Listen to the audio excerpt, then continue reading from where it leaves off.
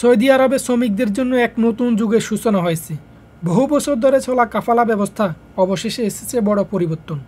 2021 সালের নভেম্বর মাসে সৌদি সরকার কাফালা সিস্টেমে বড় ধরনের সংস্কার এনেছে। এই নতুন আইনের ফলে এখন বিদেশি কর্মীরা তাদের নিয়োগকর্তার অনুমতি ছাড়াই কাজ পরিবর্তন করতে পারেন।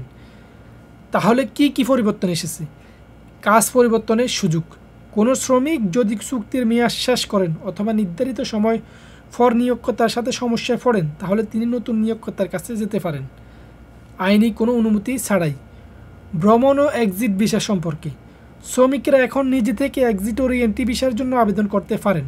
আগে এসব করতে কাফিলের অনুমতি লাগত। মোবাইল অ্যাপস ও ডিজিটাল পদ্ধতি, আপসির প্ল্যাটফর্মের মাধ্যমে এখন সব কিছু অনলাইন করা যাচ্ছে, যা শ্রমিকদের স্বাধীনতা অনেকটা বাড়িয়ে দিয়েছে। এই পরিবর্তনের লক্ষ্য কী? সৌদি সরকার বলছে তারা চায় আন্তর্জাতিক মানবাধিকার মানদণ্ডের সাথে নিজেদের শ্রমনীতি সামঞ্জস্যপূর্ণ করতে। একই সাথে দক্ষ বিদেশি শ্রমিক আকর্ষণ করা এই রিফর্মের মূল উদ্দেশ্য।